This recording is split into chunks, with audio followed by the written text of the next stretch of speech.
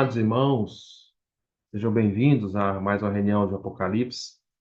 Essa é a mensagem de número 48, cujo título é Guardar até ao fim, e ainda é parte da igreja em Tiatira, ou seja, nós estamos no capítulo 2 de Apocalipse, terminando os últimos versículos, e essa é a mensagem de número 12 da igreja em Tiatira. Na mensagem passada, nós falamos da questão de conservar e guardar. E espero sempre que os irmãos se lembrem, porque nós vamos sempre puxando uma mensagem da outra. E nós falamos na mensagem passada do versículo 23, terminamos falando do versículo 23, eu queria ler com os amados irmãos. Fala assim: Matarei os seus filhos, são palavras do Senhor, tá? Matarei os seus filhos, e todas as igrejas conhecerão que eu sou aquele que sonda mentes e corações, e vos darei a cada um segundo as vossas obras. Aqui nós já percebemos algumas coisas. Uma das primeiras coisas que nós percebemos aqui, amados irmãos, é que quando algo negativo vem da parte do Senhor, negativo aos nossos olhos, por exemplo, aqui fala que o Senhor matará os filhos de Jezabel, e isso é algo negativo, isso é algo da disciplina do Senhor. Ou seja, quando o Senhor está disciplinando ali a igreja em Tiatira e vai fazer isso, é algo negativo, é algo pesado. Mas o Senhor diz que quando ele faz isso, ele coloca uma palavrinha aqui, ele fala: matarei seus filhos e todas as igrejas conhecerão que eu sou aquele que sonda mentes e corações, e vos darei a cada um segundo as vossas obras. Então, quando o Senhor diz isso, que ele matará, faz algo negativo, algo, vamos dizer assim, aos nossos olhos duro, pesado, uma disciplina do Senhor, mas ele diz que ao fazer isso, vai promover algo maravilhoso, positivo. O que é esse algo maravilhoso, positivo? É que vai fazer com que todas as igrejas conheçam quem é o Senhor. Irmãos e irmãs, e todas as igrejas conhecerão que eu sou aquele que sonda. Eu sou aquele que sonda. Então, amados irmãos, quando as coisas aparentemente negativas acontecem ao nosso redor, por nós, os crentes, os filhos de Deus, porque aqui tudo o contexto aqui é de igreja. Está falando da o que ele vai fazer com a igreja em Tiatira, e ele está falando que o resultado vai promover algo para todas as igrejas, ou seja, ao povo do Senhor. Ou seja, o que o Senhor faz por uma igreja, produz algo em outras. Todas as igrejas, está no plural, não sei se vocês perceberam, as igrejas conhecerão. Então, o que o Senhor faz localmente, quando está no plural igrejas, é claro que está se referindo à igreja no sentido local, porque no sentido universal, espiritual, a igreja é uma só. Ou seja, todos os filhos de Deus em toda a terra são uma igreja só. De todas as eras, desde a ressurreição do Senhor, quando surgiu os cristãos ali em Jerusalém, até os dias de hoje, todos os filhos de Deus, espiritualmente falando, são uma igreja só, um corpo só, corpo de Cristo. Porém, aqui está no plural igrejas. Isso quer dizer que o que o Senhor faz localmente com a igreja, por exemplo, com a igreja em Araguaína, vai refletir em todas as outras igrejas também. Ou o que o Senhor faz na igreja em Goiânia, vai se refletir a todas as igrejas também. O princípio é que, qual é o princípio, amados irmãos? O princípio é que quando o Senhor faz algo negativo, isso produz algo maravilhoso positivo. Produz um conhecimento de quem é o Senhor. Por isso, irmãos, nunca rejeitemos as coisas negativas. E nunca desprezemos o que o Senhor faz em outras igrejas também. Porque o Senhor está fazendo isso para que nós conheçamos quem é o Senhor. Ou seja, se aconteceu algo em outro lugar negativo, é a hora de nós irmos diante do Senhor, falarmos: Senhor, eu percebo que o Senhor é aquele que sonda os corações e as mentes. Senhor, sonda o meu coração. sonda a minha mente, sonda a igreja a qual eu estou reunindo, sonda, Senhor, a igreja, por exemplo, em Araguaína, sonda, Senhor, os irmãos que reúnem conosco. Amados irmãos e irmãs, nós precisamos orar constantemente para que o Senhor seja aquele que sonda nosso coração e mente. O tempo todo, Senhor, Tu és aquele que sonda. Senhor, venha sondar. Se isso acontecer em outro lugar, Senhor, não poderia estar acontecendo também conosco? Se o Senhor permitiu que isso acontecesse, não é para que eu conhecesse quem é o meu amado Senhor? Se a morte foi gerada em outro lugar, não é para que eu conheça que meu amado Senhor pode me sondar e eu também possa não cair na mesma situação? Então, é aí que Romanos fala que o Senhor fala que todas as coisas cooperam para o bem daqueles que amam o Senhor, não é? E isso está cooperando para o nosso bem. Então, sempre quando algo acontecer com algum irmão e alguma irmã, é a hora de nós irmos diante do Senhor para dizer, Senhor, agora eu estou te conhecendo. Não foi comigo, mas eu estou te conhecendo, que tu és aquele que sonda o meu coração, tá bom? Não se esqueçam disso. E aí esse versículo só fala assim, eu sou aquele que sonda mentes e corações, vos darei a cada um segundo as vossas obras. Nós falamos que isso está intimamente ligado, tá, com a produção do vencedor, no versículo 24, porque fala assim, outra carga, tá falando aqui no versículo 24, fala dos demais de Tiatira. Os demais de Tiatira são aqueles irmãos vencedores dentro da igreja católica, são os remanescentes, são aqueles que não se envolveram com as coisas malignas da igreja católica. Aí só fala assim para eles no finalzinho, outra carga não jogarei sobre vós, sobre os demais de Tiatira, tá? Versículo 24, está falando só para os demais de Tiatira. Olha só, vamos ler ele todinho. Digo, todavia, a vós outros, os demais de Tiatira. Os demais os remanescentes, tá? Os que não se envolveram com essas coisas. Há tantos quanto não têm essa doutrina, ou seja, eles não têm essa doutrina. Não é só que eles não aprenderam a doutrina, eles não têm isso, eles não têm nada a ver com as coisas malignas da Igreja Católica ou da Igreja de Tiatira, né? E, há tantos quanto não têm essa doutrina que não conheceram, como eles dizem, as coisas profundas de Satanás, os mistérios. Eles não conhecem isso. Eles não têm esse fermento, nós falamos sobre isso, né? E aí fala, outra carga não jogarei sobre vós. Ou seja, eles não precisam de outro peso, você não joga outro peso nenhum. Tão somente conservar o que tendes, até que eu venha, conserva o que vocês têm. Agora, vamos entender um pouquinho, amados irmãos. Eu queria que os irmãos entendessem um pouco, tá? E fosse acompanhando, vão acompanhando o que nós estamos falando aqui, porque senão nós não compreendem onde nós queremos chegar, né? Ah, quando o Senhor fala conservar o que tendes, quando o Senhor fala conservar o que tendes, é, não somente conserva o que tendes até que eu venha, e aí eles vão reinar, é óbvio que não é somente uma questão de não se envolver com as coisas malignas de Jezabel. Só isso é suficiente. Se você não olhar profundamente o versículo com os olhos do Senhor, vai achar que mas não é. Não é isso que está querendo dizer, que é não só ter não ter as coisas malignas. Ora, se eu não tiver só as coisas malignas de Jezabel, eu vou reinar com o Senhor. Não é só isso. Isso também é verdade, não sim, não ter essas coisas, mas é muito mais profundo que isso. É isso que é a mensagem de hoje. É uma questão também de nós deixarmos o Senhor trabalhar em nós. Os demais Tiatira são aqueles irmãos dentro da Igreja Católica que vão reinar com o Senhor, são os vencedores, que ali tem vencedores. Eles não são somente aqueles que não se envolveram com as coisas malignas de Jezabel, mas também são aqueles que estão permitindo, estão guardando, nós vamos ver daqui a pouco, as obras do Senhor. Eles estão conservando o que eles têm. Não somente conserva o que tendes. O que que eles têm? Por que que o que eles têm, se eu falar para eles, se eles conservarem o que eles têm, eles vão reinar?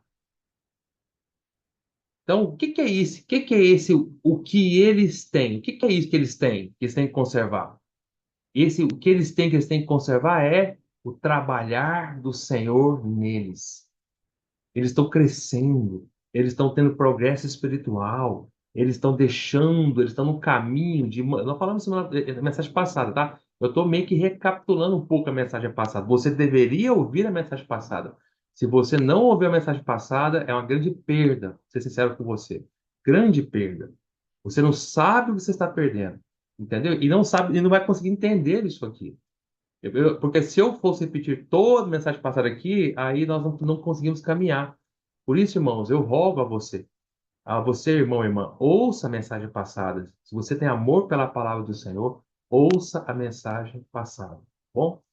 E aí, aqui fala, o Senhor fala que nós conservarmos é manter no caminho da santidade, manter no caminho, deixar o Senhor trabalhar em nós, manter no caminho do Senhor é, fazer a obra dele de sondar em nós. Esse que é a questão. Conservar o que tens é isso. Nós vamos entender um pouquinho melhor daqui para frente. Eu vou começar a destrinchar um pouquinho. Então, eu vou começar a falar aqui o finalzinho da mensagem passada, que é o que é esse conservar o que tens. E aí depois nós vamos para o próximo versículo, que é o início do versículo 26, que é ao vencedor que guardar até o fim, que é o tema dessa mensagem de hoje, as minhas obras. Eu lhe darei autoridade sobre as nações. Então, olha que coisa maravilhosa. O Senhor fala no versículo 26 assim: ao vencedor que guardar até o fim as minhas obras. O que é um vencedor? É aquele que guarda, não é as obras do vencedor, é as obras do Senhor. Estou falando assim: ao vencedor que guardar até o fim as minhas obras. O que o Senhor está fazendo. São, no plural, obras, são várias obras. O que guardar as minhas obras. Esse que guardar as obras do Senhor, ele será um vencedor, terá autoridade. Mas não precisa entender que obras são essas. Mas tudo isso, irmãos, essas obras que nós precisamos guardar do Senhor, está ligado com o versículo 25. Conservar o que nós temos. Essas duas características de vencedor. Conserva o que tem e guarda as obras. Se conservarmos o que o Senhor nos deu, vocês vão entender o que o Senhor nos deu. Eu falo assim com um sorriso no rosto porque é maravilhoso. Eu fico louco com essas coisas. Eu fico, irmãos, nossa Senhor, eu fico tão louco que eu não consigo nem explicar. Eu sempre peço a misericórdia do Senhor que me dê graça para explicar para os irmãos, porque eu fico encantado. É tão maravilhoso que é difícil até de explicar. Mas nós vamos tentar explicar. O conservar o que tens e guardar as obras estão relacionadas demais. Então vamos lá. O que é conservar o que tem? Nós paramos na mensagem passada, no finalzinho do versículo 23, também fala aqui, ó, eu sou aquele que sonda mentes e corações, mudarei cada um segundo as vossas obras. Essa expressão que o Senhor falou, eu sou aquele que sonda mentes e corações, vos darei a cada um segundo as vossas obras, isso se repete muito e muito na palavra de Deus. Isso aparece no livro de Jeremias, aparece em Jeremias no capítulo 31, aparece em Jeremias capítulo 17, aparece no livro de Salmos, aparece nos Evangelhos, aparece em Hebreus várias vezes. Então, olha como isso é importante, irmãos. Olha como isso é tão importante. E aí eu queria levar os irmãos lá para Jeremias 31, porque está relacionado com o que o senhor falou aqui. Jeremias 31. Vamos ler lá? Deixa a sua fitinha aqui, Apocalipse 2, porque nós vamos voltar daqui a pouco para cá. Esse Jeremias 31, nós vamos entender, e paramos aí na semana passada, tá? Jeremias 31, vamos começar a entender o que é conservar o que nós temos. O que é isso, conservar o que nós temos, tá? Aí nós vamos começar a entender maravilhosamente o que quer dizer conservar o que nós temos. Fala assim, tem tantas coisas maravilhosas, irmão. Mas vamos lá. Versículo 33 fala assim, ah, vamos ler o 31, Jeremias 31, capítulo 31, versículo 31. Eis aí, vem dias, diz o Senhor, em que firmarei nova aliança com a casa de Israel e com a casa de Judá. Nova aliança, ou seja, o Senhor tinha uma aliança velha com eles, que ia desaparecer, e agora teria uma nova aliança. Aí 32, como é que seria essa nova aliança? Vamos ver. Não conforme a aliança que fiz com os seus pais. Essa aliança que eles fez com os seus pais é a velha aliança, tá? Não seria mais como essa velha aliança, seria a nova. Mas como é que era a velha e como é que era a nova? Vamos lá. Não conforme a aliança que fiz com seus pais no dia em que os tomei pela mão para os tirar da terra do Egito.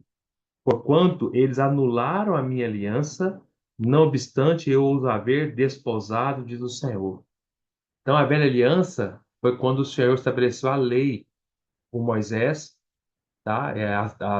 O Senhor tirou, você se lembra? O Senhor tirou o povo do Egito, eles atravessaram o Mar Vermelho em pés secos, entraram no deserto, e lá no deserto o Senhor estabeleceu uma aliança com eles e deu os 10 mandamentos, que são as leis, que era a lei de Deus, as 10 leis, né? E representa a lei de Deus nas duas pedras, escritas pelo próprio Senhor em duas pedras exteriores que Moisés carregou. Então, essa era a aliança. Se eles guardassem aquelas leis, o Senhor seria o Deus deles, né? Ah, mas aí o Senhor fala que essa velha aliança, eles anularam. O Senhor nunca anula a sua aliança, mas o povo anulou. Eles anularam a aliança. Não obstante eu os haver desposado, diz o Senhor. Como é que eles anularam essa aliança? Aqui fala que anular a aliança, não obstante eu haver desposado. Em outras versões da Bíblia, fica melhor para nós entendermos. Haver desposado é como se eu falasse assim, ó. Não obstante, eu ter sido para com eles como marido. Desposar é casar-se, tá? É alguém desposar-se, é como casamento. Então, assim, o Senhor está falando assim, olha, eu tentei ser para o meu povo como um marido. E meu povo foi como se fosse a minha esposa. Mas eles anularam a aliança, como um casamento. O marido é um casamento. Um casamento é uma aliança entre o marido entre o homem e a mulher, tornar-se uma só carne, ou seja, eu passo a ser da minha esposa e a minha esposa passa a ser minha. Eu sou totalmente dela e ela é totalmente minha. Nós somos uma só coisa, não é? É como se somos duas pessoas que passamos, deveria ser assim, a ter um só coração e ter os mesmos propósitos, sentimentos, não é? É isso que o Senhor queria com o seu povo. O Senhor queria ser o marido. Porém, o povo fez e anulou a aliança. Como é que eles anularam a aliança? É o que eu estou falando aqui. Como é que eles anularam essa aliança externa? Eles anularam traindo o marido. O povo era a mulher. Então, como é que você quebra uma aliança hoje? O casamento, por exemplo, a única maneira de você quebrar a aliança diante de Deus hoje, no casamento, é por meio do adultério. Então, se houver um adultério, se houver uma traição, quebrada a aliança, não é? O Senhor nos ensinou isso, Mateus 19. Então, e da mesma maneira, como é que eles, naquela época, o Senhor era esse casamento, né? Que o Senhor era o marido e o povo era a esposa. Mas o povo anulou essa aliança. De que maneira? Eles traíram o Senhor. E traíram o Senhor com outros deuses, com outros maridos. Eles tiveram outros maridos. Quando eles tiveram outros maridos, isso traiu e que anulou a aliança que Deus tinha com eles. Ou seja, o Senhor queria ser somente o Deus deles. Eles teriam somente um único Deus. E eles seriam o povo do Senhor. Os Deus teria também somente um povo. Era uma possessão maravilhosa. Ou seja, é como Deus falando assim, ó, vocês serão meus, todos meus. Eu não terei outro povo, vocês serão meu povo. E aí, em contrapartida, eu serei totalmente de vocês, eu serei o seu Deus. Vocês são totalmente meu e eu sou totalmente seu. Eu sou o seu Deus, o seu marido, vocês são o meu povo, a minha esposa. Mas eles traíram com outros maridos, outros deuses. E aí, veio o versículo 33. Porque, isso foi a velha, vamos falar da nova aliança. É o 33. Porque esta é a aliança que firmarei com a casa de Israel, depois daqueles dias, diz o Senhor. Dois pontos. Irmão, presta bem atenção, irmão, que maravilhoso, irmão. Na mente lhes imprimirei as minhas leis. Na verdade, está errado essa tradução nossa. Falei para os irmãos semana passada, tá? A tradução correta do original hebraico não é leis no plural, é lei no singular. É como se fosse assim, ó. Na mente lhes imprimirei a minha lei. Também no coração lhe inscreverei. E eu serei o seu Deus e eles serão o meu povo. Ou seja, o que está acontecendo aqui? Vamos continuar. Aí fala assim, 34. Depois que eu fizer isso, vai acontecer. Não ensinará jamais cada um ao seu próximo, nem cada um ao seu irmão, dizendo: Conhece ao Senhor, porque todos me conhecerão, desde o menor até o maior deles, diz o Senhor. Pois perdoarei as suas iniquidades e dos seus pecados jamais me lembrarei. Puxa, irmãos, isso é maravilhoso. Ó Senhor Jesus, eu tenho que continuar explicando para vocês perceberem tanto que é maravilhoso isso. Eu vou explicar para os irmãos. É como eu tô falando assim, falando para o povo assim: olha, na velha aliança, que era baseada em leis exteriores de pedra, vocês me traíram. Na velha aliança, vocês quebraram a aliança que eu tinha com vocês. Eu queria ser só de vocês, o marido de vocês, vocês a minha esposa. Mas vocês quebraram e me traíram. O que quer dizer isso? Quer dizer que na velha aliança, que são leis externas, exteriores, de pedra, estava fora do homem, Deus não conseguia, dessa maneira, não era possível que o povo, Deus queria, mas não era possível, o povo não conseguia ser fiel ao Senhor. Tudo que é exterior, irmãos, tudo que é externo, isso não consegue nos fazer sermos fiéis ao Senhor. Ainda que nós queiramos ser fiéis ao Senhor, isso não consegue nos manter fiéis. Aí você pode perguntar assim, mas irmão Gustavo, o que que isso aqui tem a ver com o Apocalipse? Nós estamos desfrutando lá. Tem tudo a ver, irmãos. Porque lá, só falando em Apocalipse, que ele é aquele que sonda mentes e corações. Aqui, não vamos falar de mente e coração aqui, ó. A maneira de se tornar um vencedor, quem é o vencedor lá em A Igreja em Tiatira? É quem permitiu que o Senhor sondasse a mente e os corações. Os vencedores da Igreja de Tiatira são aqueles que estavam debaixo do sondar do Senhor a todo tempo. E esse sondar não era um sondar exterior. O Senhor estava sondando interiormente eles, sondando na mente e no coração. A maneira do Senhor trabalhar no nosso ser, amados irmãos, é sondando as partes interiores do nosso ser, mente e coração. Esse é o caminho do Senhor. E para isso, o Senhor estabeleceu essa nova aliança maravilhosa. E se nós conservarmos esse trabalhar do Senhor em nós, se nós conservarmos essa obra do Senhor em nós, porque essas são as obras que o Senhor está fazendo em nós, se nós conservarmos isso, isso que vai fazer de nós os vencedores. Assim como acontece com vencedores em Tiatira, acontece com todas as igrejas. Quem é o vencedor de todas as igrejas? Todas as 7 igrejas. Os vencedores são aqueles que conservam o trabalhar do Senhor neles. Conservam isso que o Senhor estabeleceu, essa nova aliança. Eles preservam isso, essa unção interior. Eu espero que nós estão começando a entender, espero que esteja começando a entender. Nós vamos aos pouquinhos até chegar lá para vamos entender.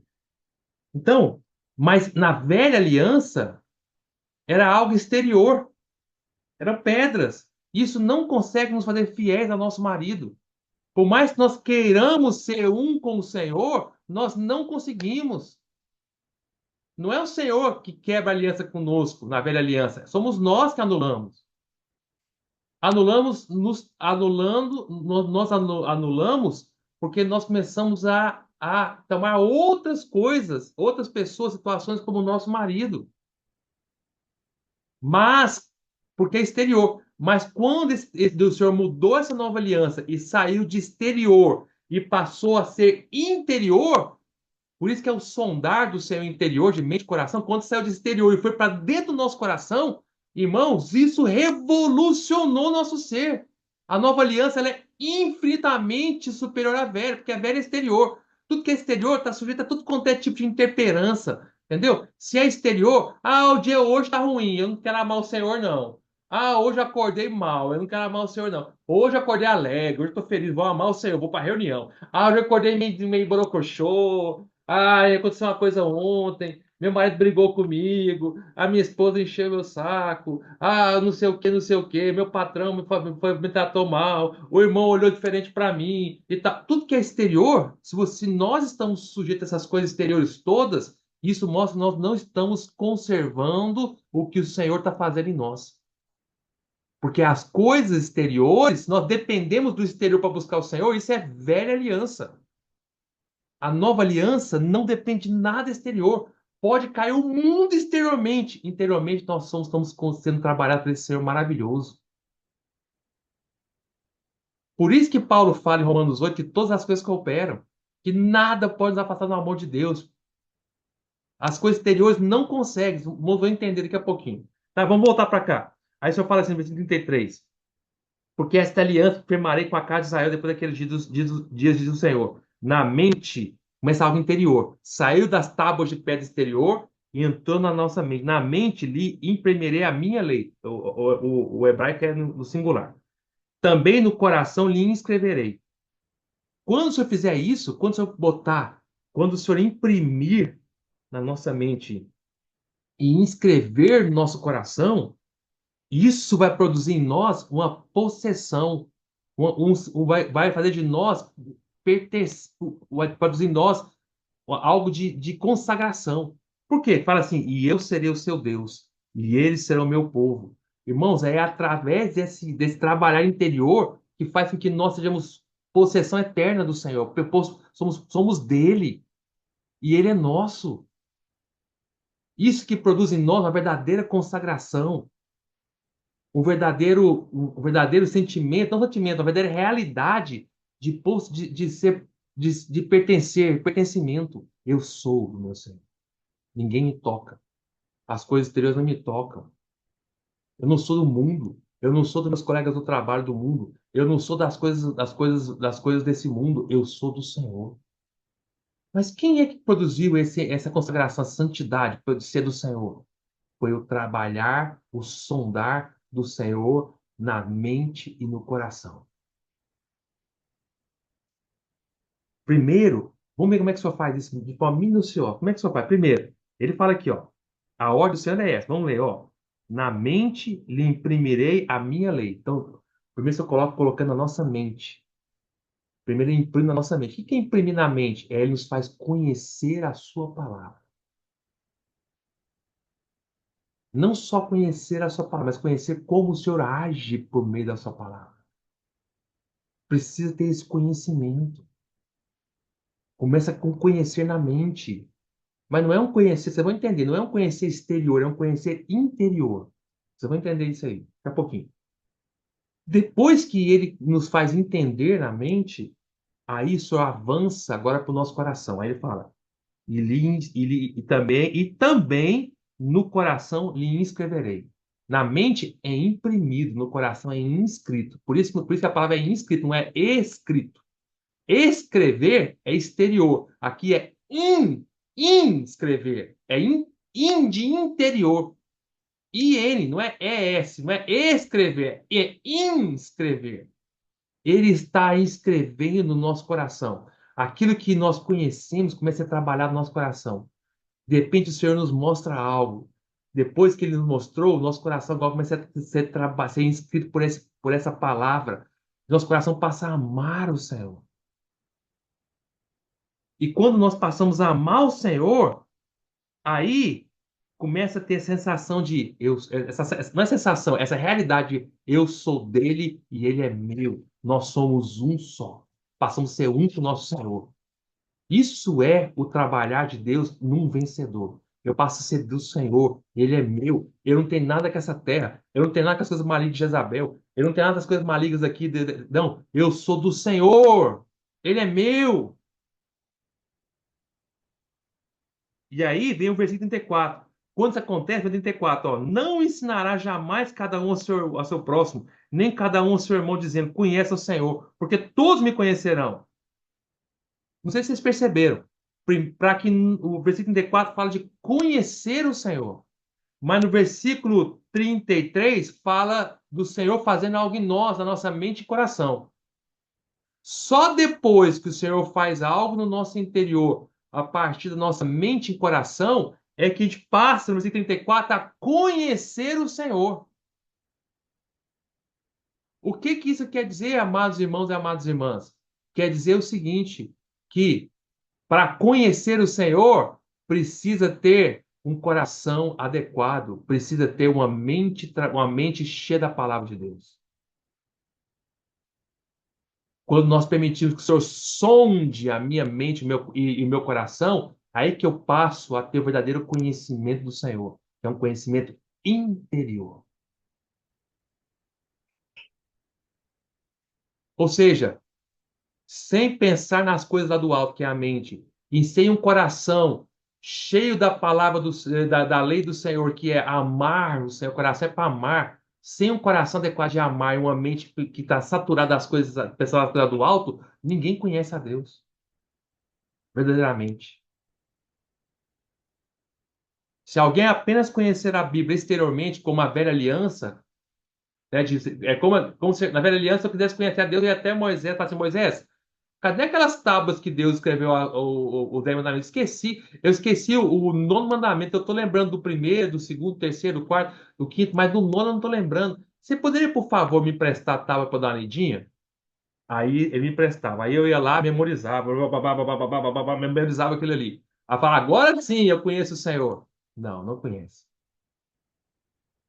O crente pode passar anos e anos sabendo muitas coisas da palavra de Deus, mas apenas no sentido assim, não é na mente realmente, no sentido da mente, é apenas coisas externas, exteriores.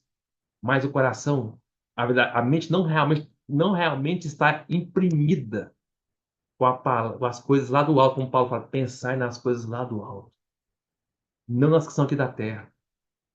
Ele conhece muito a palavra de Deus, mas a mente desse crente ainda pensa nas coisas dessa terra o tempo todo. Ele pensa no futuro, ele pensa em ser rico, ele pensa em coisas boas dessa terra. Não estou falando coisas ruins, não. Coisas boas. Ele pensa como ter mais lucro, ele pensa como avançar mais, ele pensa. Só pensa nas coisas. Quando você encontra o irmão, você fala, irmão, mas e aí? Como é que está a sua questão, a sua vida? Aí ele começa a falar das coisas dessa terra. Você viu a política tal? Você viu como está a situação? Você viu como está no Extremo Oriente? Você viu como é que está, olha, nos negócios, você sim. Você viu como, olha, o que está acontecendo? Olha que olha lá o candidato a governador, a prefeito, olha o candidato não sei o quê. O falar dele é esse. Mas se você conversar com ele sobre a palavra dele, ele conhece a palavra de Deus. Mas por que que a mente dele não consegue pensar nas palavras da palavra? Porque a mente não foi imprimida. Na verdade, foi, mas ele não está deixando o senhor trabalhar nisso. Eu vou entender. Vocês estão entendendo, meus amados irmãos? Aí quando fala aqui no 34, fala, já, ele não estará jamais cada um ao seu próximo. Irmão, quando está acontecendo algo interior, nós não precisamos ensinar ninguém exteriormente mais. Não precisa ficar ensinando um aos outros, não. Porque fala assim, não estará jamais cada um ao seu próximo, nem cada um ao seu irmão, dizendo, conhece o Senhor, porque todos me conhecerão, desde o menor até o maior. Ah, mas eu sou o menorzinho. Eu sou tão fraquinho. Irmão, aquele irmão é o maior, eu sou o menor, eu não consigo. Só falou assim, isso não muda o fato. Todos me conhecerão, do menor ao maior. Você pode ter assim, sentir-se o menor de todos os santos. Você conhecerá o Senhor. E você pode achar, ou outros acharem, que você é o maior de todos os santos. Também conhecerá o Senhor. Pois perdoarei as suas iniquidades, seus pecados jamais me lembrarei. Por que que ninguém ensina um ao outro mais? Porque o Senhor está nos ensinando tudo interiormente. Porque o vencedor, ele está sendo trabalhado o tempo todo pelo sondar do Senhor interiormente. Bom, vamos sair agora de Jeremias 31 aqui e vamos dar um pulo lá para Hebreus, capítulo 8. Porque Hebreus, capítulo 8, o autor de Hebreus, seja quem for, nós cremos que é Paulo, né? O autor de Hebreus cita exatamente Jeremias 31. Só que há uma diferença aqui. Vamos ver lá. Hebreus 8 fala assim, no versículo 8,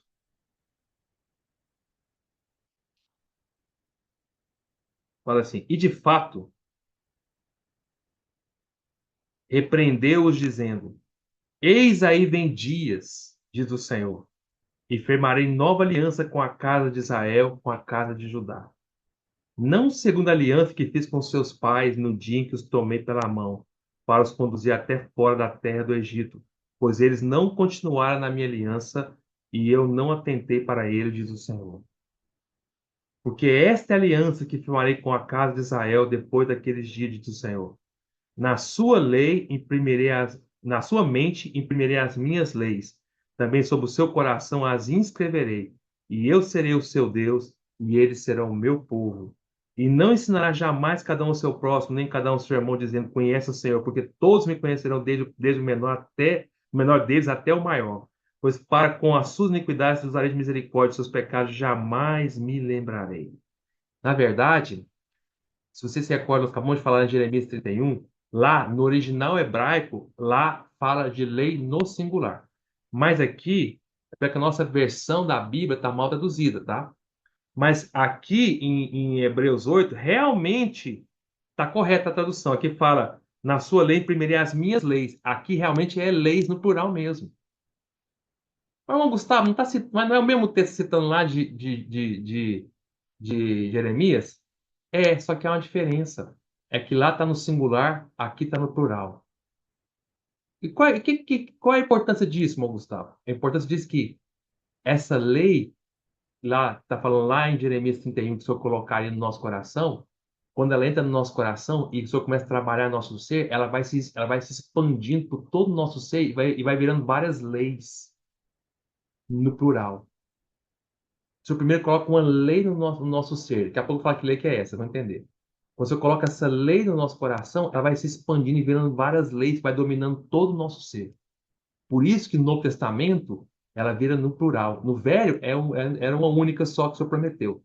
Mas ao entrar em nós, ela multiplica-se em várias. Quando fala aqui que quando o Senhor faz isso, aí trabalha no nosso coração, aí no versículo nos fala que não ensinará jamais cada um ao seu próximo, nem cada um ao seu irmão, porque todos conhecerão. Esse todos conhecerão aqui é a unção interior. É isso que a Bíblia chama de unção interior. O Senhor está dentro do nosso ser. Vamos entender essa unção interior rapidinho? Vamos ler lá é, vamos rapidinho, só, eu já volto para esse versículo, mas vamos ler só 1 João. Vamos em 1 João capítulo 2, para entender o que é unção interior. 1 João capítulo 2, no versículo é,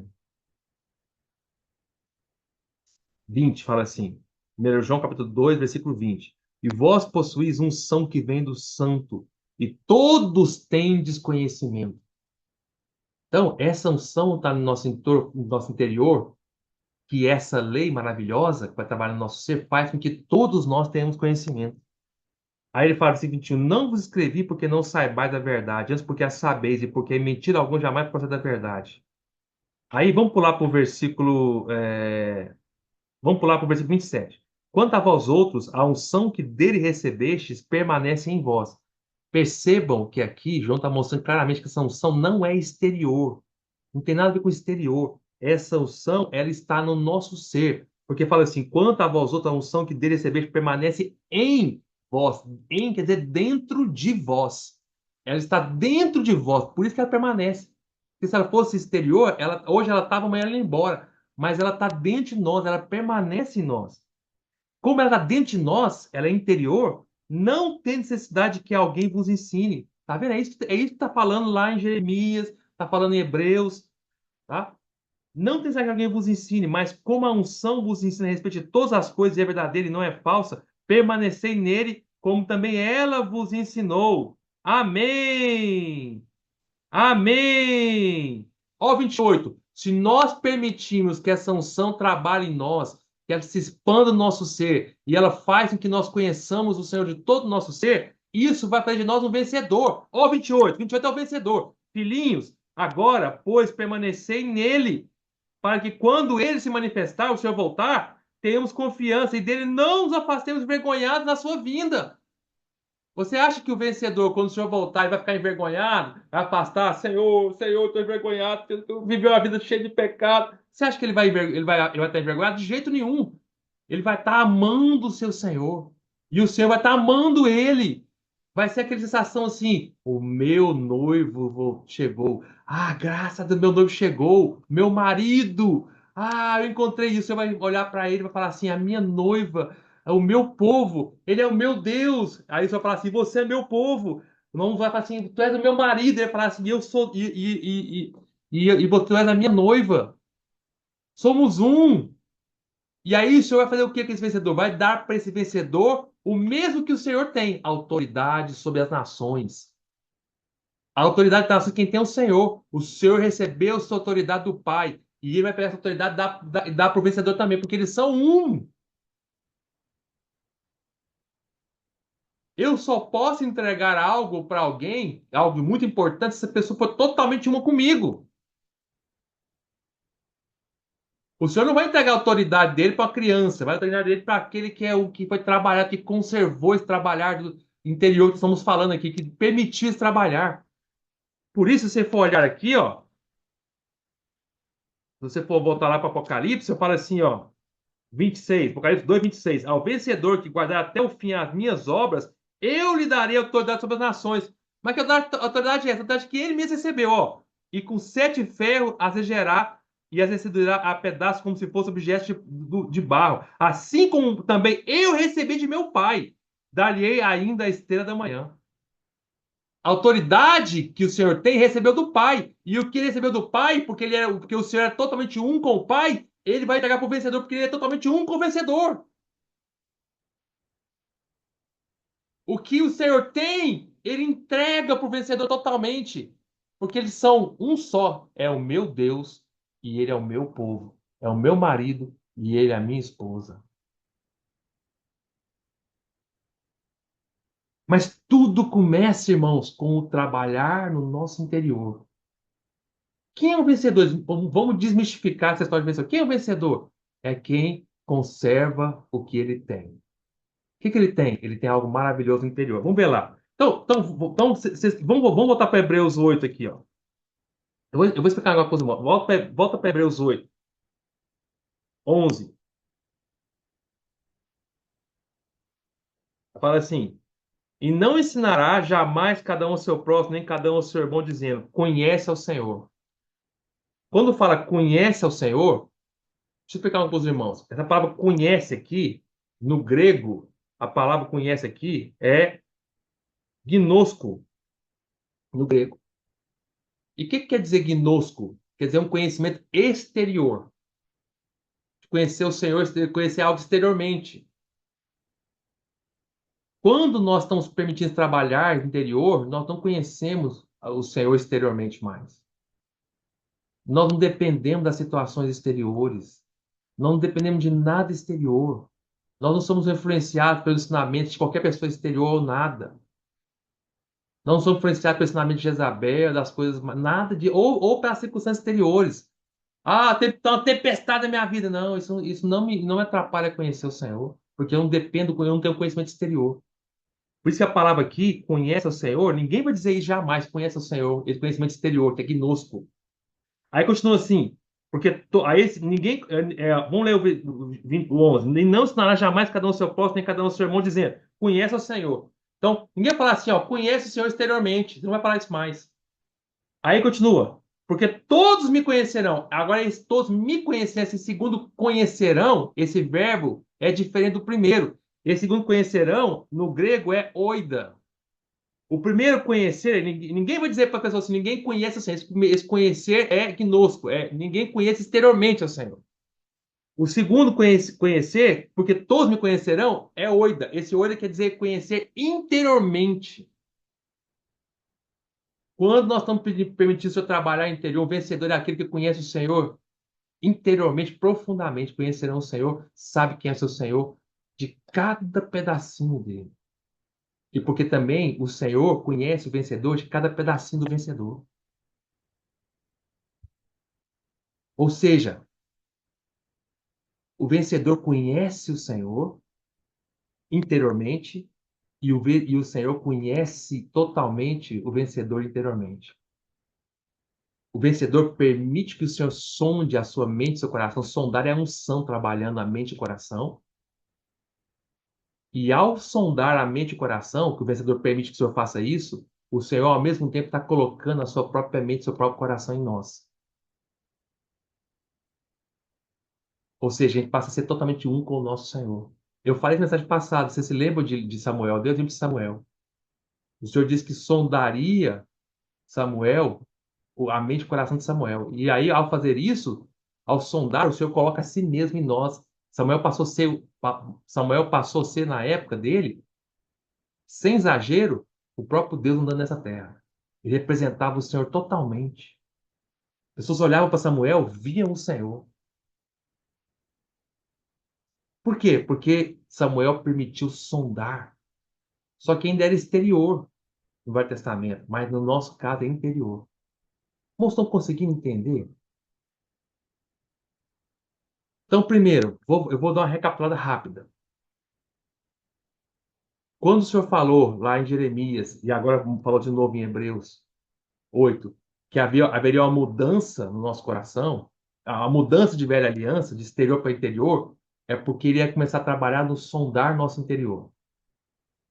E isso, sondando nossa mente e o nosso coração, é que nos faz conhecer quem é o Senhor.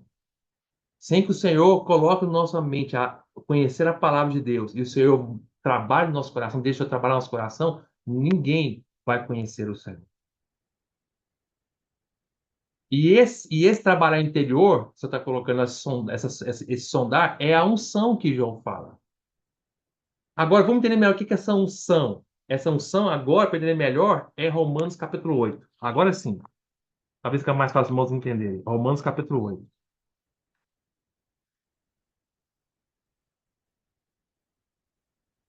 No versículo 1. Irmãos, isso é maravilhoso. Isso é tremendo. Romanos capítulo 7 mostra um Paulo lutando com Deus. Cheio de conflito. Depois você lê capítulo 7 para você ver. É Paulo cheio de conflito, de acusação. É Paulo sentindo-se acusado, em conflito interiormente. Aí quando chega no Romanos 8, ele está liberto. Aí Romanos 8 fala assim: agora, pois, já nenhuma condenação há para os que estão em Cristo Jesus. Amém! Aí ele fala: por que não há condenação nenhuma? Ele fala: por quê? Versículo 2: porque a lei do Espírito da vida em Cristo Jesus te livrou da lei do pecado e da morte. Irmãos, essa lei do Espírito da vida é o que nós estamos falando e o Senhor imprimindo no nosso coração interiormente. Essa lei do Espírito da vida é a unção interior. Essa lei do Espírito da vida é que nós precisamos conservar no nosso ser. Essa é a lei que, quando o Senhor colocou em nós, a lei do Espírito da vida, lembra que lá no Velho Testamento, lá em Jeremias, falou lei no singular? Aí eu falei para os irmãos, quando chega lá em Hebreus, quando cita a mesma passagem, já aparece no plural, leis. Por quê? Porque tudo começa com essa lei. Quando o Senhor colocou essa lei do Espírito da vida no nosso coração, nossa mente e coração, a partir disso ela começa a expandir do nosso espírito, começa a tomar todo o nosso ser, nossa alma e nosso corpo. E aí, ao tomar nossa alma e nosso corpo, vai virando várias leis, vai dominando todo o nosso ser. Isso é o trabalho interior. O Senhor está fazendo isso por meio do nosso interior, amados irmãos. Antes de chegar aqui, antes de ler aqui Romanos 8, eu vou ter que ler para vocês 2 Coríntios, capítulo 3, versículo 1. Rapidamente. Depois eu volto para Romanos 8, para mais fácil vocês entenderem. Olha como é que é o trabalho do Espírito hoje em nós. Ó. 2 Coríntios 3 fala assim, versículo 1. Começamos, porventura, outra vez a recomendar a nós mesmos? Ou temos necessidade... Então vamos pular, vamos para o versículo 2. Vós sois nossa carta, escrita em nosso coração, conhecida e lida por todos os homens, estando já manifestos como carta de Cristo, produzida pelo nosso ministério, escrita não com tinta, mas pelo Espírito do Deus vivente, não em tábuas de pedra, mas em tábuas de carne, isto é, nos corações. O ministério do Senhor hoje, do Espírito, é algo interior. É escrito no coração. O Espírito hoje está inscrevendo, a tinta que ele usa não é exterior, é a tinta do Espírito que ele usa, é interior. É nos corações que ele está escrevendo. É isso que corresponde que fala lá em Hebreus 8, Jeremias 31. Ele está escrevendo no nosso coração. Como é coração, é algo interior, às vezes as pessoas não percebem. O vencedor, às vezes você nem percebe que ele é um vencedor. Você não sabe o que está acontecendo no interior dele, mas o Senhor está trabalhando. Às vezes, amado, muitas vezes nós medimos o crescimento espiritual dos irmãos pelas coisas exteriores. Mas o ministério do Espírito não é exterior, é interior. Às vezes nós olhamos assim, ah, puxa, a igreja não está avançando, não cresceu em números. Crescer em números, só isso quer dizer que a igreja não está avançando? É verdade, pode ser que a igreja não esteja avançando porque não cresceu em números, mas é isso? É só isso? Não. Se houver um crescimento interior, se o Espírito estiver avançando nos santos, os filhos de Deus, o Senhor está crescendo em muito na igreja. A igreja está avançando em muito, mas é interior, você não vê.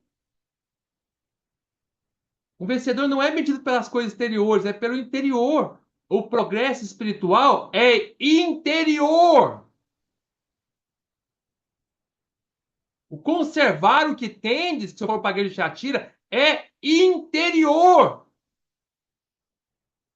Por isso que para você e para mim é muito difícil, convenhamos, achar que na igreja católica tem algum vencedor, porque a gente olha exteriormente. A gente olha exteriormente e vai achar, ah, não é possível que tenha algum vencedor ali. Mas o Senhor diz que tem. E esses que têm, eles têm porque o Senhor está vendo algo que eu e você não conseguimos ver. Esses poucos remanescentes os demais de Tiatira, eles estão deixando seu trabalhar interiormente. Não só eles não aceitam o que Jezabel fala, a Igreja Católica fala, mas eles não têm nada disso, esse conhecimento de Jezabel, mas eles estão deixando seu trabalhar interiormente. Eles estão deixando o Senhor fazer o processo de guardar, de trabalhar. Eles estão guardando as obras do Senhor. Eu não vou chegar em obras, daqui a pouco eu estou chegando nas obras do Senhor. Nada mais é de tudo isso que estamos falando, tá? É tudo sinônimo, irmãos. Só que eu estou tentando explicar didaticamente para os irmãos, tá? Nem sei se estou conseguindo. Mas vamos lá, Romanos 8, versículo 2. Aí voltando para Romanos 8, 2. Porque a lei do Espírito da vida, em que Jesus te livrou da lei do pecado e da morte. Então, vamos entender. 2 Coríntios capítulo 3, nós acabamos de ler que o Espírito ele entra em nós e começa a trabalhar no nosso coração, se escrever nas tábuas do nosso coração, tem algo interior. Agora, aqui em Romanos 8, Paulo não fala do Espírito, Paulo fala da lei do Espírito da vida. Aqui ele não usa o termo Espírito, ele usa a lei do Espírito. Ele está querendo nos ensinar que esse Espírito que entrou em nós, ele tem uma lei.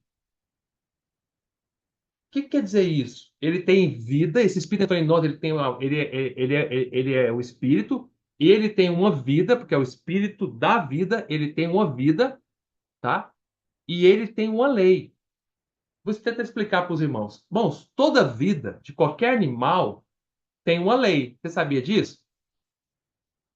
Toda vida, desde a menor até a maior, pode ser uma bactéria, até uma o ser mais avançado de animais tem uma lei. E a lei dessa vida corresponde à complexidade daquela vida. Então, por exemplo, uma bactéria tem a vida de uma bactéria, tem a lei da vida de uma bactéria. É uma lei muito simples, porque a bactéria é muito simples. Então, à medida que vai avançando, um animal ele é mais complexo que a bactéria, tem uma lei mais avançada. Então, quanto maior for a vida daquele ser, mais avançada é a lei dele. Vou tentar explicar melhor. Por exemplo, um cachorro tem uma lei? Tem. A lei do cachorro. Lei, quando a gente fala de lei, amados irmãos, é algo tão forte que você não consegue vencer. É lei. Ela é poderosa. Um cachorro, ele tem a vida de um cachorro. E a vida do cachorro tem uma lei que rege essa vida. Que manda o cachorro agir como um cachorro. Por exemplo, você não precisa mandar um cachorro latir. Ninguém ensina o cachorro a latir. Cachorro simplesmente late, nasce, você fala assim, cachorro, você nasceu, agora eu vou te ensinar. Vou te dar um curso de como ser um cachorro. Então, peraí, cachorro, vou te ensinar. Olha, todo cachorro late, todo cachorro do sexo masculino levanta a perninha na hora de fazer xixi, todo cachorro do sexo feminino tem que agachar para fazer xixi, todo cachorro gosta de comer osso, todo cachorro ama carne, todo cachorro gosta de comer rapidinho, nem mastiga direito, todo cachorro é bem atento, todo cachorro é bem fiel aos seus donos. Então, entenda, cachorro, daqui para frente você vai ter que agir desta maneira. Essa é a lei do cachorro. Você fala isso para ele? Não. Por quê? Porque a vida do cachorro, que ele já a recebeu ao nascer, já vem com uma lei. que rege, controla a vida desse cachorro e ele não consegue fugir dela. Ainda que o cachorro quisesse fugir, ele não consegue, porque a lei é maior que a vida dele e vem dessa vida. Da mesma forma, você não precisa ensinar os pássaros a voar. Pássaros, daqui para frente, você nasceu, pássaro, olha, você vai voar, tá? Você sabe, todo pássaro tem que voar. Não se esqueça. Pô, se esforce, hein, para você voar, tá bom? Não, não precisa falar isso para ele. Ele vai voar. No tempo certo, aquela lei vai mandar ele voar. A vida que ele recebe obriga ele a voar. Então, toda lei é assim. Até nas coisas mais básicas. Por exemplo, você não precisa chegar para o brasileiro e falar assim: brasileiro, você nasceu brasileiro, você nasceu no Brasil, agora você tem que falar português, viu? É português. Ó, se esforça para falar português. Você não precisa falar para o brasileiro falar português, ele vai falar português automaticamente. É uma questão de tempo, porque é a vida do brasileiro. Agora, se o brasileiro tivesse que falar inglês, aí teria que se esforçar, porque não é a lei dele. Vocês estão entendendo? Da mesma maneira, quando nós caímos, quando Adão e Eva caíram, entrou no nosso, em Adão e Eva e passou para todos nós a natureza pecaminosa, entrou a vida do pecado na carne deles, cuja origem é satânica, vem de Satanás. E essa vida que eles receberam por causa do pecado tem uma lei, que é a lei do pecado. E essa lei, toda vida tem a sua lei. E essa lei do pecado obrigou Adão e Eva e todos os homens até hoje a pecarem. Por isso você não precisa ensinar um homem a pecar. Você não precisa ensinar, eu não preciso ensinar o João Felipe a mentir. Eu não preciso ensinar o João Felipe a desobedecer. É espontâneo. Ele é assim com todos nós. Por quê? Porque essa lei é tão forte que vem da vida pecaminosa que nós temos no nosso ser, na nossa carne, que nos obriga a pecar. Por mais que nós tentamos, esforcemos fugir dessa lei, nós não conseguimos, porque ela é muito forte. Mas quando nós cremos no Senhor, o Espírito de Deus, que é o Espírito da vida, entrou para dentro de nós. E ele entrou para dentro do nosso espírito. E aí ele trouxe, ele deu para nós esse espírito, Deus deu para nós a vida de Deus. Porque ele é o espírito que dá vida. Ele veio trazer a vida de Deus para dentro de nós. E essa vida que veio para dentro de nós não entrou só uma vida, também trouxe consigo uma lei dessa vida, que é o que Paulo fala da lei do espírito da vida. É a lei. Então, é tão maravilhoso que entrou em nós, não foi só o espírito. Entrou um espírito e trouxe a vida de Deus. E não trouxe só a vida. Com essa vida veio uma lei dessa vida, chamada lei do espírito da vida. E essa lei, ela é muito poderosa, porque como eu acabei de falar, a lei, ela é conforme a vida. Quanto maior, quanto mais complexa for a vida daquele ser, mais poderosa é a lei. Por que que nós, seres humanos, conseguimos domar um cachorro? Por quê? Porque a nossa vida é mais complexa que a vida de um cachorro. Então a gente consegue dominar sobre um cachorro. Entendeu? Nossa vida é mais complexa. Da mesma forma, o pecado entrou em nós. Só que ao Senhor entrar em nós, por meio do Espírito, a lei do Senhor, que é a lei da vida, que ele colocou no nosso coração, que é o que ele falou lá em Hebreus 8, que ele colocaria, imprimiria a lei no nosso coração, é essa lei do Espírito da vida. Ela é mais poderosa do que a lei do pecado, porque Deus é superior ao pecado. O Senhor é superior a Satanás. A origem do pecado é Satanás. A origem da vida que nós recebemos ao crer é Deus. E o Senhor é superior a Satanás. Então a lei da vida de Deus que nós recebemos é muito superior, porque Deus, é a vida que nós recebemos, é a vida de Deus, e Deus é muito superior a Satanás. Então a lei de Deus é superior à lei de Satanás. Qual é a lei de Deus? É a lei que está no nosso interior, é a lei do Espírito da vida. E qual é a lei de Satanás que está nos nossos membros, nossa carne? É a lei do pecado. E qual vida é mais poderosa? A vida de Deus ou a vida de Satanás? A vida de Deus. E qual lei então é mais poderosa, mais superior? A lei do Espírito da vida ou a lei do pecado? A lei do Espírito da vida. Por isso, a lei do Espírito da vida, ela nos livrou da lei do pecado, da morte. Irmão, isso aqui não é um dom especial que alguns servos de Deus receberam, não. Isso aqui é para todos os filhos de Deus. Todo filho de Deus, ao crer, ele recebeu o Espírito dentro de si. E ao receber o Espírito, ele recebeu a vida de Deus.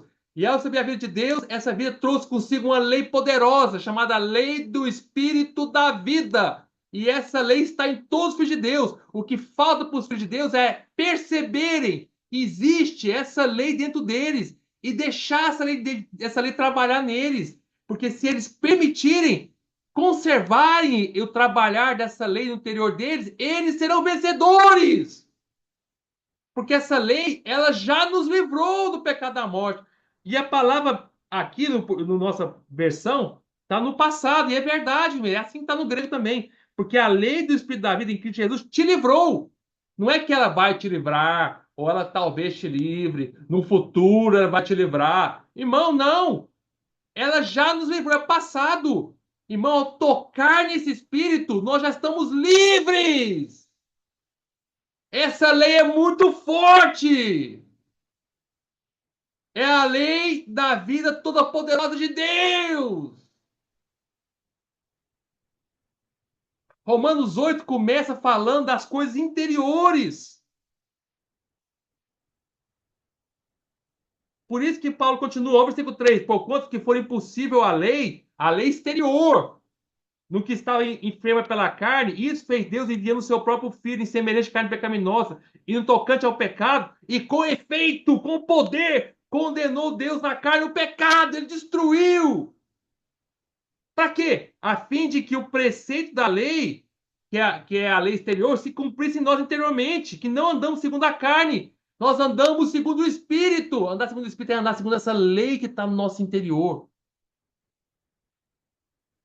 Porque os que se inclinam para a carne, inclinar é botar a mente na carne, né? Porque os que se colocam a mente na carne, cogitam, pensam nas coisas da carne. Mas os que se inclinam, colocam a mente no espírito, das coisas do espírito. Por isso que eu falo, irmão, que eu só coloquei primeiro na nossa mente. Quando a nossa colocamos nossa mente no nosso espírito, a mente é parte da nossa alma, né? Aí o espírito começa a tomar conta da nossa alma, começa a inscrever na nossa mente, no nosso coração, porque o coração é a parte do espírito com a alma, lembra?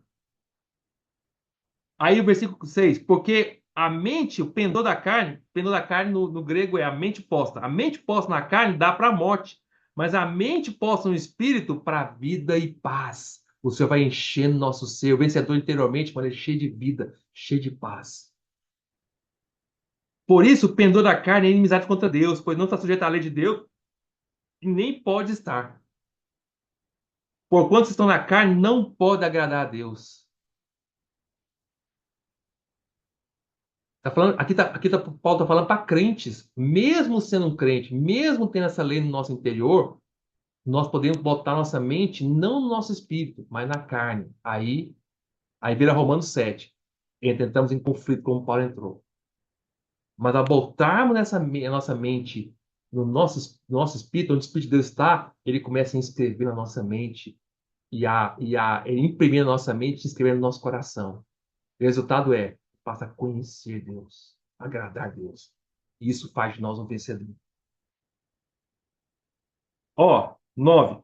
Vós, porém, não estáis na carne, mas no Espírito. Amém! Se de fato o Espírito de Deus habita em vós, é tudo interiormente, habita em vós. É a lei em nosso interior. E se alguém não tem o Espírito de Cristo, esse tal não é dele. Tá vendo? Quem tem o Espírito de Cristo começa a ter o sentimento de possuir, de ser do Senhor. É o que você falou lá em Jeremias. Quando nós permitimos o Senhor trabalhar em nós, nós seremos de Deus. Vocês serão o meu povo e eu serei o vosso Deus. Aquele que deixa o Espírito de Deus trabalhar nele, ele é de Cristo totalmente. Se, porém, 10, Cristo está em vós, o corpo, na verdade, está morto por causa do pecado, mas o Espírito é vida por causa da justiça. Se habita em vós, o Espírito, habita em vós, é tudo em nosso interior, irmãos. O Espírito daquele que ressuscitou a Jesus dentre os mortos, esse mesmo que ressuscitou a Cristo dentre os mortos, vivificará também o vosso corpo mortal por meio do seu Espírito que em vós habita. Tá vendo? Ele está no nosso espírito, mas vai chegar uma hora que esse espírito vai vivificar até o nosso corpo. Então, o que a Bíblia está nos mostrando aqui é o processo de Jeremias 31 de Hebreus 8. E isso tudo que está acontecendo aqui é isso que o Senhor falou de conservar o que tendes. guardar as minhas obras. É isso, é a mesma coisa. Você vai entender daqui a pouquinho melhor. Isso que o senhor falou lá para a igreja de Tiatira, para o vencedor, é isso que nós estamos falando aqui, irmãos. É isso aqui. O senhor está mostrando qual é o processo da salvação que acontece no nosso interior. Então, resumindo rapidamente, ao crer, o Espírito de Deus entra em nós. Entra no nosso espírito.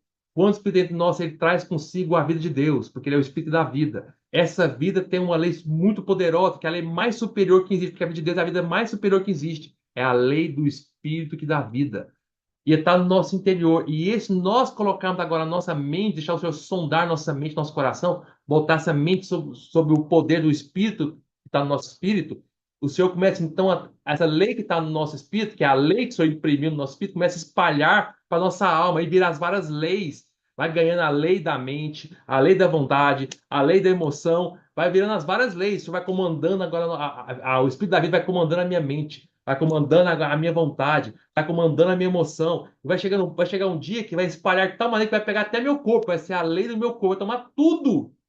E onde ele vai entrando, vai fazendo daquilo possessão do Senhor. É de Deus. A mente do Gustavo é de Deus. A vontade do Gustavo é de Deus. A emoção do Gustavo é de Deus. E um dia, quando o Senhor voltar, o seu corpo será de Deus. Vai fazendo com que a mente do Gustavo seja do Espírito, porque eu escrevi na mente dele. A vontade do Gustavo seja do Espírito, porque eu escrevi na vontade dele. A emoção do Gustavo é do Espírito, porque eu escrevi na vontade dele. Sabe, irmãos, falando da emoção, né? Tava nas Olimpíadas, né? Quando eu estava agora nas Olimpíadas de Paris, né? Eu estava assistindo a vitória da nossa atleta lá, Rebeca, né? Rebeca Andrade, né? A ginasta, né? Quando ela ganhou aqueles saltos lá e ela ganhou aquela medalha e tal. Assim, eu como sou muito emotivo, né? Brasileiro, orgulho e tal, eu vi ela ganhando aquela medalha e eu quis, assim, ficar emocionado e chorar, sabe? Mas quando eu vi que o meu. Não cheguei a chorar, mas chegou a ameaçar no meu coração para chorar. E aí, quando eu vi que a minha emoção estava sendo para as coisas desse mundo, as coisas dessa terra, eu falei, não. Eu falei para o meu coração, coração, você não vai chorar por isso. Não. A minha emoção não é para essas coisas dessa terra. A minha emoção é para o Senhor. Eu vou chorar pelas coisas do Senhor. Claro que não é uma questão de eu reprimir a minha emoção, não é isso. Mas deixar ser eu trabalho minha emoção, para que a minha emoção não sinta mais nenhum prazer nessas coisas dessa terra. A minha emoção tem que ser para chorar pelo propósito de Deus, para chorar quando alguém se converte, para chorar quando eu vejo Deus trabalhando no meu coração, para que eu chore pelas coisas do Senhor, para que eu chore na presença dEle, para que eu chore com os que choram, para que eu me alegre com os que se alegram no corpo de Cristo.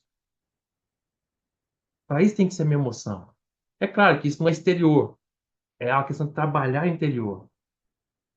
Aí, irmãos, por isso que Romanos capítulo. Agora, voltem comigo para Romanos, olha para sua Bíblia aí. Romanos capítulo 8, no versículo 1, começa falando da lei do Espírito da vida no nosso interior. O trabalhar de Deus, ele imprime a sua lei do Espírito da vida no nosso coração, nosso ser, vai crescendo nosso ser, vai virando as várias leis, vai dominando o nosso ser. Por isso chega lá em Hebreus 8, fala de leis no plural. Começa com a lei no singular, que é a lei do Espírito da vida, e vai ganhando as várias leis no nosso ser. E aí, o vencedor, ele é tão trabalhado interiormente que quando chega no final de Romanos 8, observa aí, o Romanos 8, 1, começa a lei interior. Aí quando chega no finalzinho de Romanos 28, ele fala assim, ó, sabemos que todas as coisas cooperam para o bem daqueles que amam a Deus, que são chamados no seu propósito. O vencedor, ele consegue reconhecer que tudo que acontece na vida dele, exteriormente, é para o bem dele, é para o Senhor trabalhar mais no interior dele. É para que o Senhor faça ele mais parecido com Cristo, conforme ele à imagem de Cristo. E é o versículo 28, versículo 28, ó. Porquanto, aos que de antemão conheceu, também os predestinou para serem conformes à imagem de seu filho, a fim de que ele seja primogênito entre muitos irmãos. Então, aquele que está permitindo o seu trabalhar interiormente, ele vai percebendo que tudo que acontece exteriormente a ele, ou na vida dele, na verdade está colaborando para que o Senhor se expanda no ser dele. E ele cada vez mais seja um com o Senhor, tem a mesma imagem do Senhor. Olham para ele e veem o Senhor. Vai chegar um dia que nós vamos olhar o Senhor e vamos ver todos os filhos de Deus, sabia? Seremos tão parecidos. Depois que chegar no Nova Jerusalém, ao olhar o Senhor, nós vamos ver todos os irmãos. E quando o Senhor olhar para nós, ou o Senhor, qualquer um olhar para nós, vai ver o Senhor. Nós seremos totalmente um. A mesma imagem. E aí, quando chega no final de Romanos 8, quando chega no final de Romanos 8, você pode ver, fala de coisas exteriores. Coisas exteriores. As coisas exteriores, não as coisas interiores e exteriores, mas principalmente as exteriores. As coisas exteriores não mais atrapalham um vencedor. Por quê? Porque não tem nada a ver com o exterior. Ele não liga para as coisas exteriores mais. O interior dele está fluindo, está tendo progressão espiritual. Aí chega no final, o principal fala assim, ó. Termina o capítulo 8 maravilhosamente falando de coisa exterior. Começa falando de coisa interior no versículo 1 e termina com coisas exteriores. Falando assim, ó. Quer ver? Chega no versículo 35. Quem nos separar do amor de Cristo será tribulação, ou angústia, ou perseguição? Aqui ainda pode ser um pouco de interior, mas ele continua. Ou fome, é exterior. Ou nudez, ou perigo, ou espada, tudo exterior. Aí o 37 fala assim: em todas essas coisas, porém, somos mais que vencedores por meio daquele que nos amou. Porque eu estou bem certo de que nem a morte, que é exterior, nem a vida, nem os anjos, que é exterior, nem os principados, nem as coisas do presente, nem do porvir, nem o poder, tudo é exterior, nem a altura, nem a profundidade, nem qualquer outra criatura podendo separar. As coisas exteriores não influenciam mais o vencedor em nada, porque ele foi totalmente trabalhado interiormente. Isso é conservar o que temos. Irmão, irmã, o que que você tem e eu tenho? O que que o vencedor tem? Ele tem o quê? Só tem uma coisa.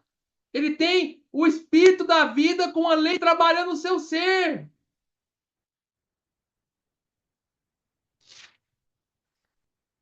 Aí, volta para o Apocalipse. Agora você vai entender um pouquinho melhor. Volta para o Apocalipse, capítulo 2, versículo 25.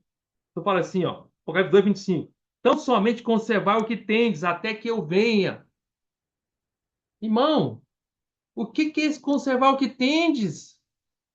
Porque aqui, presta atenção, você. Aí te lê aqui, se você lê a catechatia todinha, você vai ficar sem entender. O que é isso? Está falando de quê, Senhor? Está conservar o quê? Você não falou o que que o vencedor tem? Para que ele possa conservar, só falou que tem que conservar o que ele tem. Mas o que que ele tem?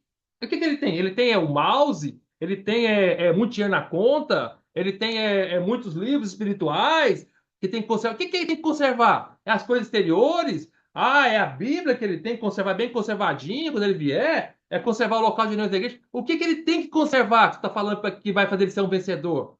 É conservar o quê?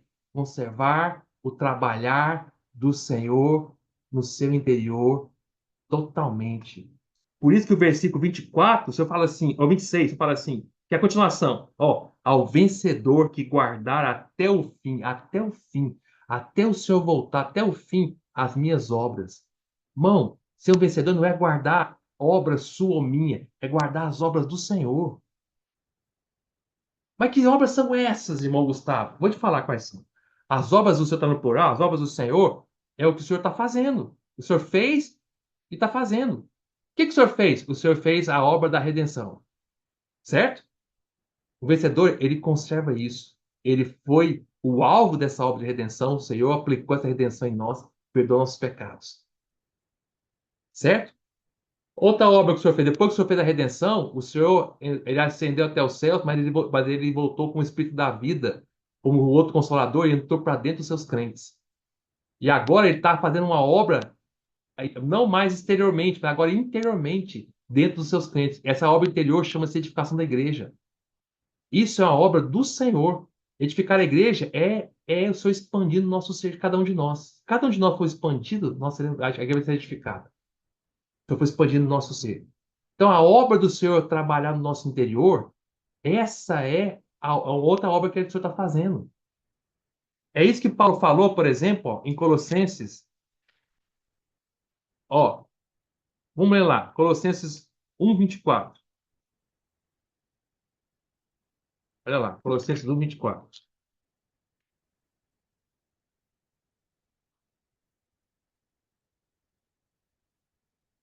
Fala assim: agora me regozijo nos meus sofrimentos por vós, e preencho o que resta das aflições de Cristo na minha carne a favor do seu corpo, que é a igreja. Então, o que Paulo está falando aqui é o seguinte: na obra de redenção, nenhuma pessoa pode tomar parte, é a obra do Senhor.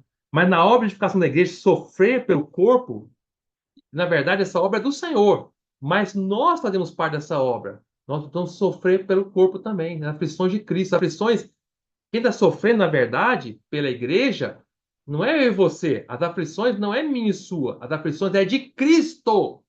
Aflições de Cristo. Não é a aflição de Paulo junto com Cristo. Não, é a aflição de Cristo. Mas Paulo tomou parte das aflições também. Preenche o que resta das aflições de Cristo na minha carne. Ou seja, Paulo falou assim: Senhor, trabalhe em mim as tuas aflições para que eu possa sofrer pelo corpo de Cristo como o Senhor tem sofrido. Deixa, Senhor, Senhor, eu quero que o Senhor trabalhe em mim. Eu quero ser um contigo nas aflições. Isso é uma das obras do Senhor. É algo que estou fazendo hoje, que é edificar a igreja. Algo que estou fazendo hoje, irmãos, é trabalhar no nosso interior. É essa obra do Espírito da vida, preenchendo o nosso ser, tomando o nosso ser. Você vai entender melhor agora aqui, ó, em João capítulo 9. Vamos ler lá João 9. Leiam João 9, que vai ficar bem claro para o irmãos entenderem João 9. Bom, espero, acho que fica, né? Acho que vai dar para os irmãos entenderem agora João 9. Olha só. João 9, versículo 1 fala assim: caminhando Jesus viu um homem cego de nascença. E os seus discípulos perguntaram: mestre, quem pecou? Este ou seus pais para que nascesse cego? Agora preste atenção na resposta do Senhor. Respondeu Jesus: nem ele pecou, nem seus pais, mas foi para que se manifestem nele, dentro dele, as obras de Deus. O Senhor está fazendo as suas obras. Você começou, é as palavras. Você está falando assim para os discípulos: esse cego de nascença, ele não nasceu cego por culpa dele. Ele não nasceu cego por culpa dos seus pais. Mas ele é assim porque é para manifestar dentro dele as obras de Deus. Deus vai fazer as suas obras, o Senhor vai fazer as suas obras nele.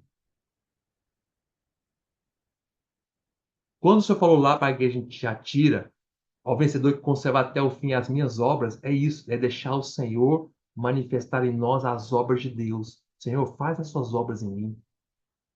Vai trabalhando no meu ser.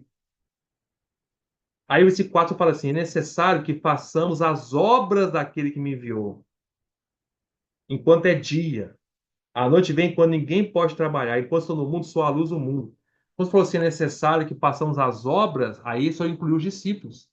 Estava incluindo ele e os discípulos. Falou assim: olha, façamos, eu e vocês, discípulos, as obras daquele que me enviou.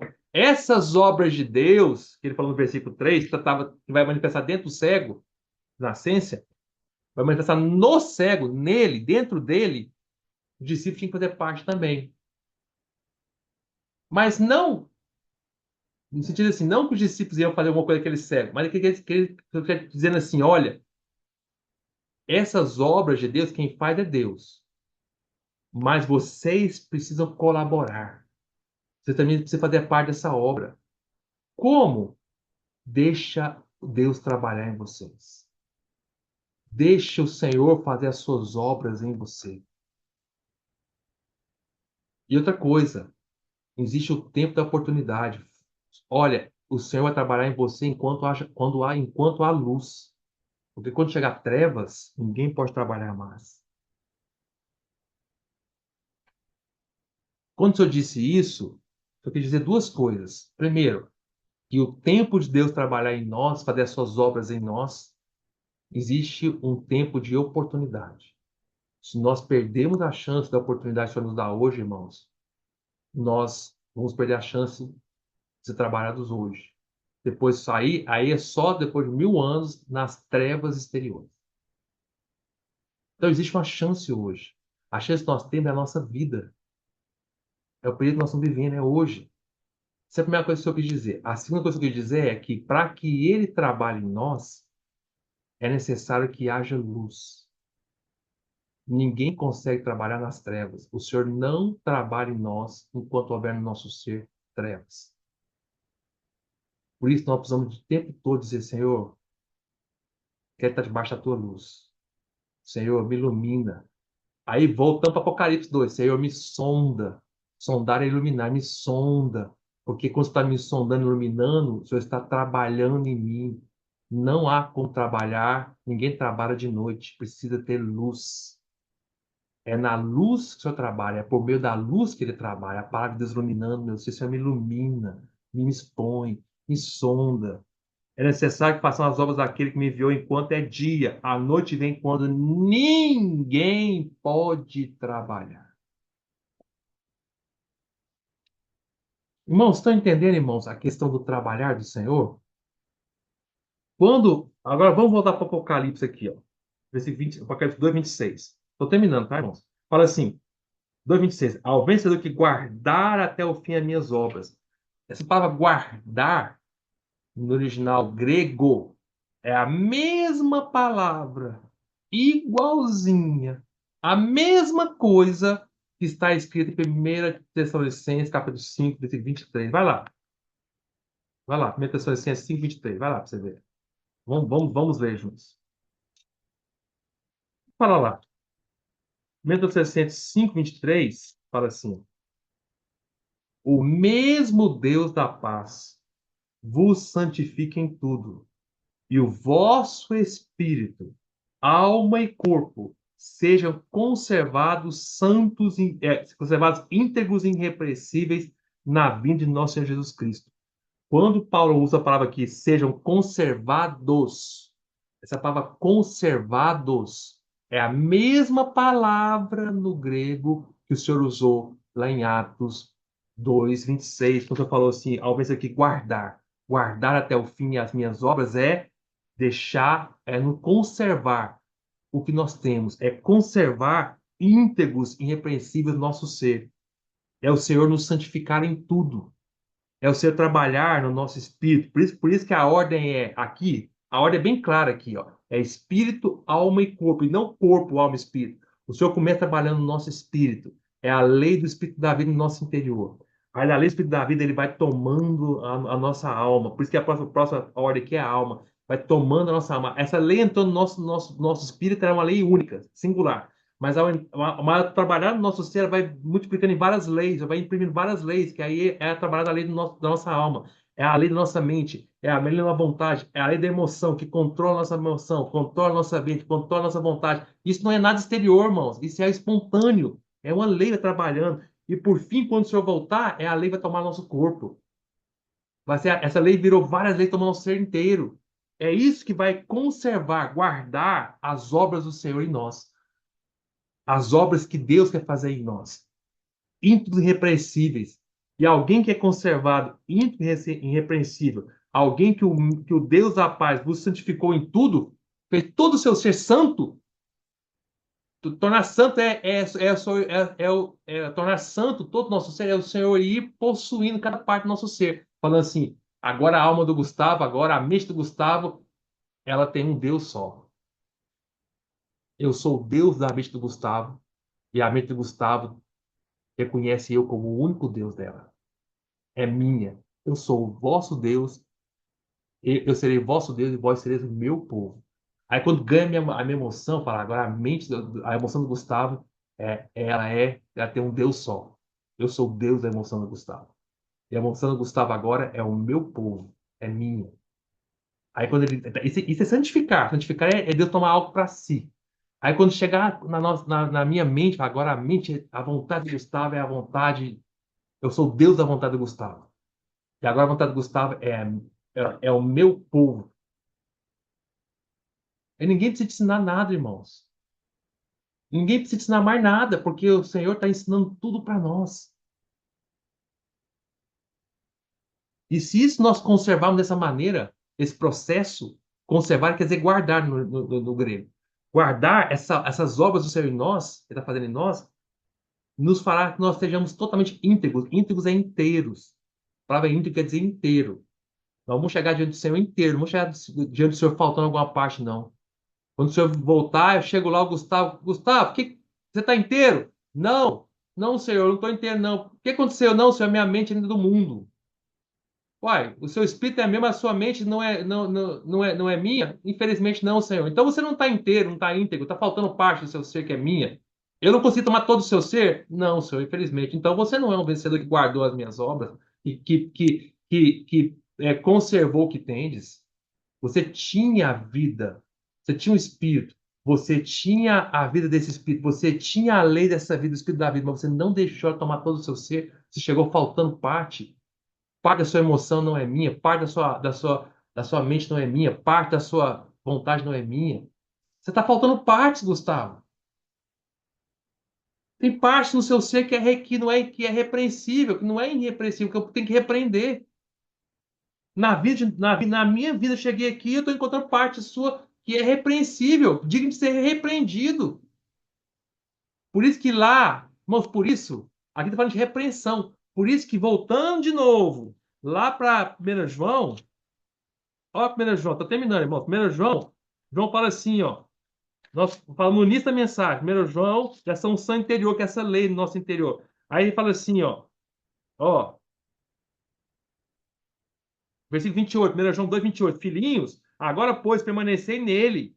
Para que permanecer é isso, é conservar, permanecer. Para que quando ele se manifestar, na vinda do Senhor, como Paulo fala na Tessalonicenses, tenhamos confiança e dele não nos afastemos envergonhados, ou seja, na sua vinda. Ou seja, o Senhor não vai ter nada no meu ser que vai ser repreendido pelo Senhor. Eu vou estar íntegro e irrepreensível. O vencedor está completo e irrepreensível. Essa é a maneira como Paulo fala em Tessalonicenses, a maneira como o João fala, e João é isso, não fica envergonhado na sua vinda. O Senhor não vai te repreender em nada, não. Fica tranquilo, você é irrepreensível. Não está faltando nada, não. Você guardou até o fim as minhas obras, até o último segundo. Que fim é esse? Enquanto é o fim da nossa vida. Guardar até o fim é guardar enquanto eu estou vivo ou até o Senhor voltar. Que é isso? Que é esse fim, guardar até o fim, que o senhor falou lá o vencedor de igreja te atira as minhas obras? É ou o fim da nossa vida, porque se eu morrer hoje, se eu der um infarto, morrer aqui agora, para mim só voltou, porque só vou acordar na volta do Senhor. Entendeu? Agora, se eu ficar vivo e se eu voltar na minha geração, esse fim passa a ser a volta do Senhor. Guardar até o último instante. Vamos falar, irmão, não desista, não desanime, não retroceda, avance, guarda até o fim. Vamos guardar juntos até o fim. Semana que vem nós vamos entrar na próxima mensagem na questão do vencedor mesmo, as promessas do vencedor, que é a autoridade sobre as nações e a estrela da manhã. E aí eu vou explicar para vocês, irmão, vocês vão entender claramente que o vencedor é uma questão individual. Ele reconhece a importância coletiva, claro, mas é individual. O senhor falou ao vencedor, não é aos vencedores. Quando o senhor fala dentro da igreja, o senhor usa a palavra vencedor no singular, porque quer dizer, o que quer dizer isso, Paulo Gustavo? Só tem um vencedor em cada igreja? Não. Tem vários vencedores, mas o senhor usa sempre o falar para o vencedor é individual, porque ele reconhece o Senhor individualmente. Ele ouve o Senhor. Ele não depende dos outros. Para ser um vencedor, é você ouvir individualmente o que está falando com você na igreja. Você está na igreja, vivendo na igreja, participando da igreja, porque o vencedor é dentro da igreja. O vencedor é falado dentro de cada igreja. Dentro da igreja em Esmirna, eu chamo ao vencedor. Dentro da igreja em Éfeso, eu chamo o vencedor. Dentro de cada igreja, ele chama. Então, o vencedor, ele ama a igreja, mas ele está ali, mas ele não depende exteriormente dos irmãos. Ele ouve o Senhor falar individualmente. Vamos falar isso depois da próxima mensagem para os irmãos. Irmãos, eu queria terminar, irmãos, lendo para vocês Jeremias, tá? Jeremias, vamos ler lá, por favor. Vocês entenderam, irmãos, o que é a questão do, ah, de guardar? Eu queria ler com os Jeremias 2, para terminar, Jeremias 2. Diante de tudo isso que nós falamos hoje, irmãos, eu acho que Jeremias 2 é tão importante, irmãos. Essa semana eu ganhei muita luz em Jeremias 2 nesse versículo, e eu queria ler para os irmãos. 2, versículo 13, só fala assim. Olha só, vamos ler junto? Porque dois males, Jeremias 2:13, capítulo 2, versículo 13. Porque dois males cometeu o meu povo. Dois pontos. Até aqui, amado irmão, nós falamos o tempo todo que o Senhor quer ser o nosso Deus e quer fazer de nós o seu povo. Então, aqui está falando do povo dele. Qual o mal que o povo dele comete? Dois maus. Dois. Então, você tem que falar de dois. Dois maus. Quais são esses dois maus? Vamos lá. Primeiro mal. A mim me deixaram o manancial de águas vivas. Esse é o primeiro mal. Quando nós, como povo do Senhor, deixamos a unção interior, porque o Senhor está em nós, deixamos o Espírito da vida no nosso interior, deixamos de ouvir o Senhor, isso é o primeiro mal que nós cometemos. Qualquer outro pecado, irmãos, que cometemos na nossa vida é porque nós deixamos o manancial de águas vivas. Segundo mal, esse e é o segundo mal. E cavaram cisternas rotas que não retêm as águas. Esse é o segundo mal. Olha que tolice, que estupidez. Ninguém faria isso assim. Se isso aqui fosse algo físico, exterior, ninguém faria essa tolice. Pensa, você tem uma fonte de água mineral jorrando, água limpinha, maravilhosa, sem parar, que você não faz nada. Você não faz nada, você está olhando ali, você chega lá, você não tem nem que cavar nada, você chega lá, tá jorrando aquela água mineral maravilhosa. Qualquer hora do dia que você for, da noite, 24 horas por dia, você for lá buscar água, tá jorrando aquela água maravilhosa. Aí você vai deixar aquele manancial e vai cavar um buraco 100 metros do outro lado, o maior esforço do mundo cavando buraco, porque o manancial tá jorrando, você não tem que fazer nada, é só ir lá e beber. Mas tem um buracão ali, aí você vai cavar a cisterna, dá um maior trabalho, sofre, e a cisterna enche de água. Aí fala assim, ai, que bom, minha cisterna é cheia de água. Aí quando você vê, primeiro, é água parada. Água parada é fácil de contaminar. Junta sapo, cobra, tudo é bicho. Cai mosca ali dentro, entendeu? O animal faz urina ali dentro. Não, tudo é coisa. A água parada é horrível. E o pior, a cisterna é rota. A água tá furada a cisterna. Você encheu, a cisterna tá cheinha. Aí outro dia você vai lá, tá vazia a cisterna. Toda a água que tinha na cisterna vazou, tá seca. E você com o manancial jorrando 100 metros do lado. Não é tolice? Ninguém faria um negócio desse. Ninguém, só se a pessoa fosse doida. Tinha que botar um hospício. É louca. Ninguém faz um negócio desse. Exteriormente não. Mas o povo do Senhor fez isso. Trocou o Senhor por cisternas rotas que não retêm a água. Irmão, onde eu quero chegar é que nós não fazemos isso. Essa mensagem, tudo que nós ouvimos hoje, nós fazemos isso muitas vezes. Nós deixamos de ouvir o Senhor no nosso interior, trabalhar em nós, essa experiência de auto-trabalhar em nós, sondar em nós, que é uma necessidade de ouvir, para ouvirmos homens que são cisternas rotas. Por isso eu falo assim: ninguém vai ensinar vocês. Ninguém vai dizer, conhece o Senhor, porque todos conhecerão, todos vão tocar no manancial. Não precisa ninguém buscar uma cisterna rota, não. Mas peraí, irmão Gustavo, tá querendo dizer que a gente não pode ouvir os irmãos compartilhar? Essa mensagem que está dando aqui, então, é cisterna rota? Não é isso. Nós podemos e devemos ouvir os irmãos, ouvir mensagens, ler livros espirituais, tudo isso é importante, mas nunca, nunca trocar isso pelo Senhor. Nunca. Nunca trocar uma mensagem de Apocalipse pelo Senhor. Nunca. Nunca trocar um estudo da palavra pelo Senhor. Nunca trocar mensagem, por mais espiritual que seja um homem, pelo Senhor. Ao fazer isso, isso é um mal terrível. Nós devemos sim ouvir, mas não troque. Desfrute dos irmãos, mas não troque. Por mais que o irmão seja espiritual, até o próprio Paulo. Paulo era espiritual? Era. Mas o Paulo, em relação ao Senhor Jesus, era uma cisterna rota. Pedro era cisterna rota. João era cisterna rota. O Otmani é cisterna rota. O Gustavo é cisterna rota. O Mondon é cisterna rota. Todo mundo é cisterna rota. ao comparado com o manancial. Por isso, irmãos, nunca troque, nós nunca podemos trocar um homem que nos ensina pelo Senhor. Devemos ouvir os homens, devemos ouvir os irmãos, devemos aprender, claro que sim, mas não trocando. Não abandonemos o manancial de água viva. Ele é o manancial, tá bem? Jesus é o Senhor. Amém.